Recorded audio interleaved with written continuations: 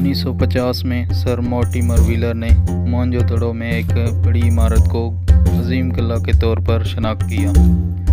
लकड़ी के इस बड़े ढांचे में दीवार की कुछ तकसीमें अनाज के ज़ख़ीरे करने वाली खलीजें दिखाई देती हैं, जो अनाज को खुश्क करने के लिए हवा की नालियों से मुकम्मल होती हैं।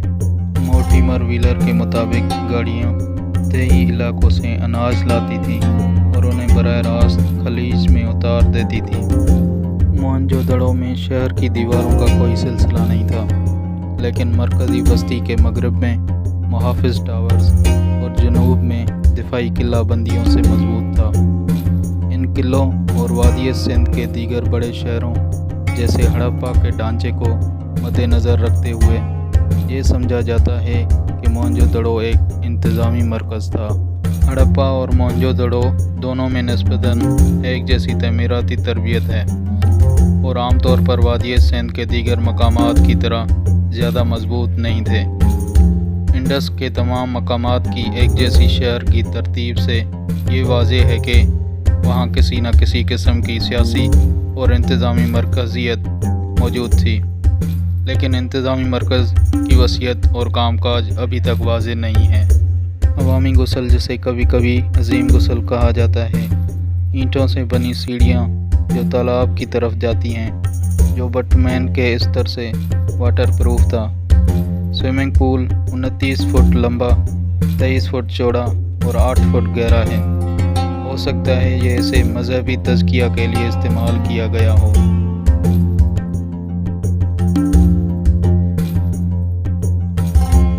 दीगर बड़ी इमारतों में एक पिलर्ड हॉल शामिल है, जिसे किसी किस्म का असेंबली हॉल समझा जाता है, और नाम नेहाद कॉलेज हॉल 78 कमरों पर मुश्तमिल इमारतों का एक कॉम्प्लेक्स, जिसके बारे में ख्याल किया जाता है कि पादरियों की रिहाइशगाह थी। कुछ माहिरीन आसार कदीमा के लिए ये ख्याल किया जाता था कि एक आखिरी सैलाब जिसने शहर को कीचड़ के समंदर में लपेट में ले जाने में मदद की थी। ग्रेगोरी पोसल पहला था जिसने ये नज़रिया पेश किया कि सैलाब ज़मीन के ज़्यादा इस्तेमाल और तोसी की वजह से आया था, और ये कि मिट्टी का सैलाब इस जगह को छोड़ने की वजह नहीं था। इसी के बजाय एक मिट्टी के सैलाब ने शहर के कुछ हिस्सों को एक ही झपटे में साफ कर दिया। ग्रेगोरी पोसल ने साल भर में मुसलसल छोटे सैलाबों के इम्कान का तयन किया, जिसके साथ जोड़कर ज़मीन, फसलों, चरागाहों, ईंटों और मिट्टी के बर्तनों के लिए वसाइल की वजह से इस जगह के ज़वाल का सबब बनी। शहर में बड़े प्लेटफॉर्म्स भी थे जो शायद सैलाब के खिलाफ दिफा के तौर पर बनाए गए थे।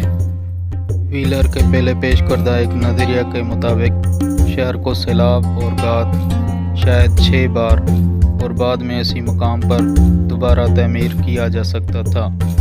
इस मकाम पर दरियाफ्त होने वाली एक मुहर पर एक बैठी हुई क्रॉस टांगों वाली और मुमकिना तौर पर जानवरों से घरी हुई अतई फलक शख्सियत की तस्वीर है। इस शख्सियत को कुछ उलमा ने योगी के तौर पर और दूसरों ने 3 सिरों वाले प्रोटोशेवा को यानी जानवरों के भगवान से तबीर किया है।